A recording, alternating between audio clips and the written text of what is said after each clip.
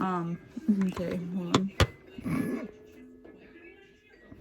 Okay, so just to put it out there, because I was like watching the video back, I look so depressed while I'm telling the story. I am so tired, especially with taking care of a newborn. Hold on, let me fix this. I am like wiped out. I like get no sleep. If you couldn't tell, I look exhausted in that video, so I apologize. I look like I hate life. But we're doing good, and we should be getting on a schedule soon. Hopefully, maybe. But yeah, I apologize if I look hella depressed. Anyway, back to the video. Hey guys, what's up? Welcome back to another video. Today I'm going to be telling you guys my opinion on how my unmedicated birth went, because I'm just gonna be like raw and real. Like, I don't want to like scare anyone, but I don't want to like lie either and kind of like dumb it down to like not scare people, but like I also want to be real, if that makes sense. So it definitely sucked. Before I say if I would do it again, I'm going to explain what happened. But basically, my water broke December 26th at like 4:16 in the morning. So this whole part of it is so weird to me, because at first I didn't even know it was my water breaking because of like how like weird it happened. I like felt something like run down my leg, but it wasn't like a pop or enough to make me like think like, oh, like my water just broke. Like, it wasn't like that. Like, I was like, did I just like pee myself? Like, I didn't know what it was. So I get up to go to the bathroom, and as I'm walking to the bathroom, like it was like a tiny little gush. It wasn't like a pop or anything. It was like a gush, and I was like of like fluid that came out of me. But like I didn't like feel the gush, if that makes sense. It's so hard to explain. So I still didn't think it was my water, but I was like kind of like standing there like, did my water just break? Like, it didn't seem like enough fluid for it to be my water breaking. So I called my mom at 4 o'clock in the morning. I'm just like, I'm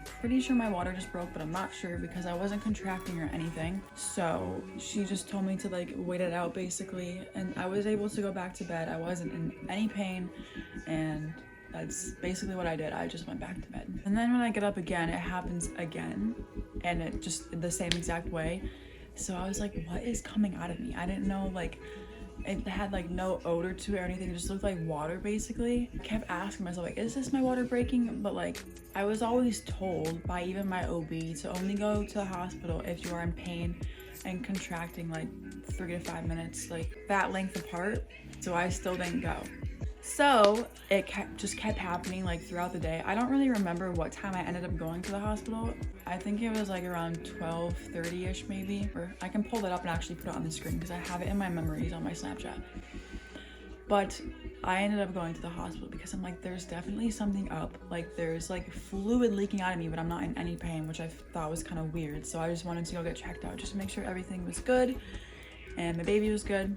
So that's what I did. So my grandma took me and Sean to the hospital, and it took them a little while for like them to like check me in and everything, but they basically just got into this room, and this first test that they did didn't tell them that my water broke, so they did another one, and they just like swabbed the inside of me to see if they can get any of the fluid and see if it was my water that broke. And they like ran the tests or whatever, and they came back and said that it was my water breaking, but I was in very early labor, meaning that I could go back home and wait it out until I was actually like really in labor and needed to be at the hospital and was actually like contracting.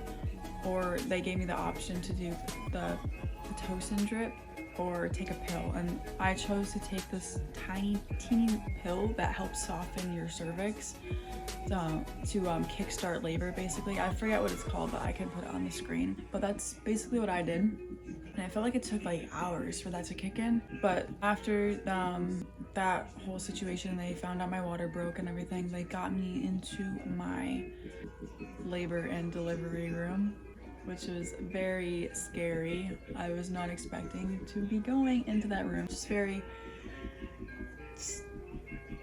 shocking, I guess. Like, I wasn't expecting it. But yeah, they brought me into my labor and delivery room, and I just basically waited it out until that pill kicked in. I'm pretty sure it took like a few hours. I like lost complete track of time when I was in labor. It felt like everything went so quick, which I guess is a good thing. But yeah, I waited it out and it took like a while for the contractions to start, and they started gradually. They weren't just like instantly bad. They just got worse and worse over time. And I think like around 9:30ish maybe is when they started getting like where I couldn't really talk. And then like around 1 in the morning, they were awful. They were like right on top of each other. They lasted like that for quite a bit too. But the thought of getting the epidural never crossed my mind. I just kept breathing through them, talking myself through them. And with me, I stayed on the birthing ball in the hospital. I think I gave you like this bouncy birthing ball that you can sit on and like bounce on when you're having contractions, and I stayed on that for basically the whole time. I hated laying in the bed. It sucked. It made it more painful, and I would just slouch like over the bed. Like I had a pillow here. I'd be sitting on the ball and I would be like facing the bed, like just leaning forward, and it helped a lot because every single time I got one, my freaking instinct was to just stop breathing and to just scream. They hurt so bad. But they hurt so bad that the thought of like an epidural or anything wasn't crossing my mind. I just kept thinking about when the contraction would end, and I kept like counting in my head. And Sean was also looking at like the monitor thing and letting me know when it was like going down. That also helped a lot. But yeah, those lasted for quite a while. I was in labor for 25 hours. And then like around, I think it was like 4-ish, I got a contraction. But this contraction was different because when I got it, I felt like I needed to push, and that feeling wouldn't go away. Like I don't really know how to explain it. It's like basically using the bathroom and feeling like you need to push, basically. I don't know. I don't really, that's like the best way that I can explain it. But yeah, I told Sean, I'm like I was in the middle of the contraction. I was talking to him. It was like really hard to talk, and I was like, I feel like I need to push, like go get the nurse. And I had another one and I felt the same way. I felt like I needed to push, and the nurse came in and she checked me and I was 9 centimeters. I started pushing like slowly, and it felt like I was only pushing for 10 minutes and she was out. It felt so short. But after I had her and I was like talking to everyone, and I like came to the realization like, oh, like yeah, she's here, like everything like that, I looked back at my memories and also on my mom's Facebook, because she kept updating it on her Facebook, like when I was pushing, when I was starting, when it ended, when she was here, everything like that. And I was pushing for over an hour, which I thought was crazy. I did not feel like that at all, which I guess is good. But I think that's because it was like 5 o'clock in the morning and I was so tired. So every time a contraction went away and I didn't have to push, I would fall asleep. And then when I'd get a contraction, I would wake up, push, and then fall back asleep. I was so tired. So I think that's why it felt so short. But once I was crowning, I could not go back to sleep. It hurt so bad. Like it felt really good to push during a contraction. It felt so good. But the burning is what sucked. Especially when you're crowning, it burned so bad. It basically felt like someone was holding a blowtorch down there and just wouldn't move it. She was also taking her fingers and going like that around the baby's head when the baby was crowning, so the baby would come out quicker, and that also helped. But it hurt so bad because she was stretching it more by doing that, and I can't even describe the pain I felt. Not to like scare anyone that's like wanting to do an unmedicated birth, but it sucked. But I studied like a lot about unmedicated births before doing it. I feel like you have to really have like a set mind on it before just going into doing it. Like my whole entire pregnancy, like I was set on doing an unmedicated birth. I never changed my mind. I wasn't unsure. Like I was like, yes, I definitely want to do it that way. It's basically like a home birth, but doing it at the hospital just in case complications happen, because I hemorrhaged, which is good I was there. I really looked into it. And also another reason for wanting to do it is because of my anxiety. I have really bad anxiety, so taking any kind of medication or like getting like needles, like anything like that, I hate it. So if I feel off and I know it's like it could be from something that I took or different that I did, it would give me a panic attack, and I don't like having panic attacks, so I would just rather be in pain. And I also do have a high pain tolerance, so that's also another reason I knew I could like push through and just get through it and just be done with it. And people keep asking me if I would ever do it again, and at first I was like no, because I remembered the pain. But like now that I'm like healed and everything's good now, I would do it again.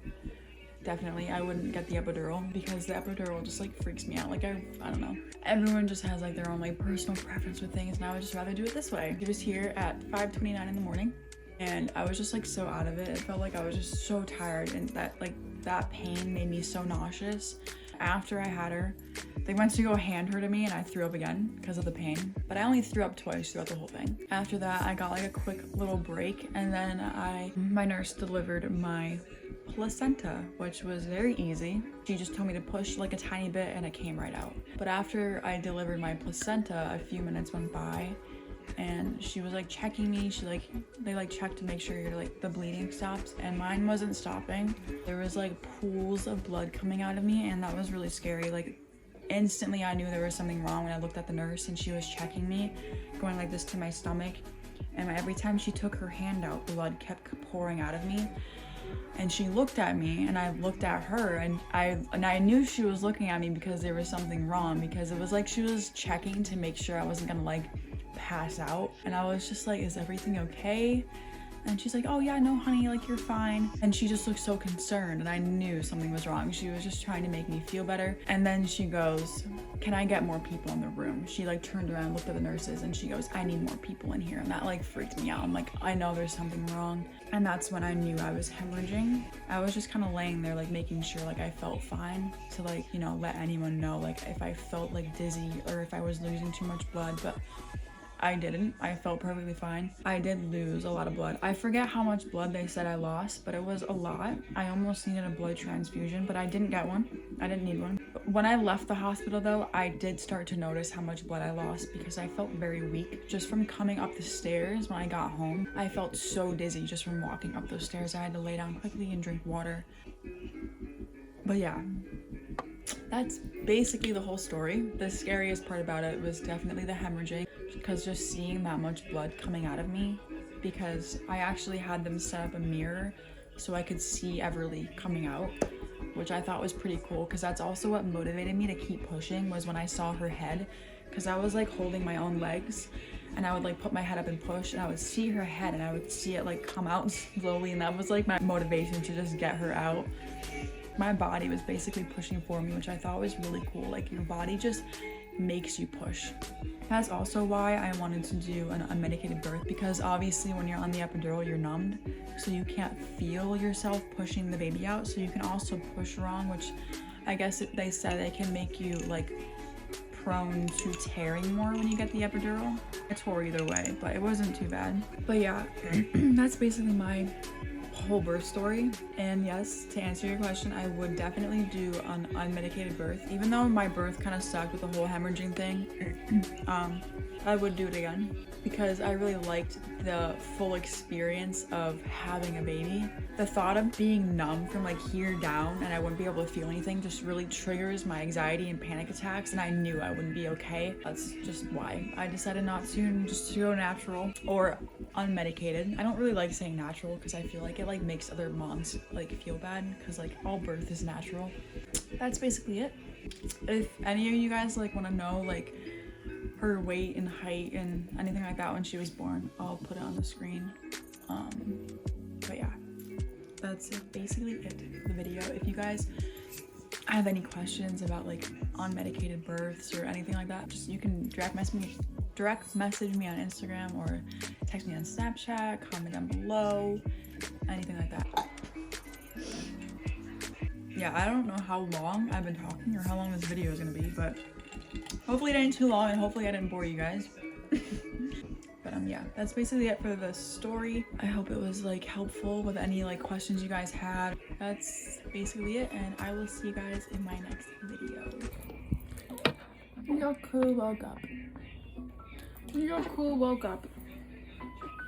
You did. She's like, Mom, feed me.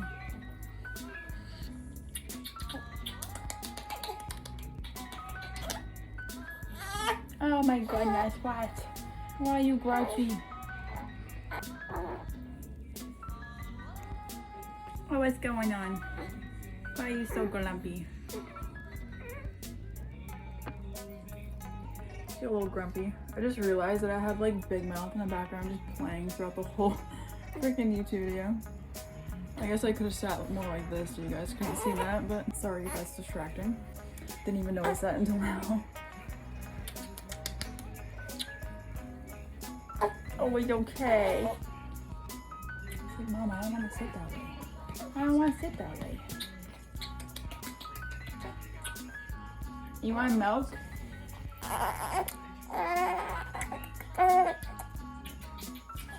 Why are you so crunchy? She's mad. Okay. They're gonna go food, baby.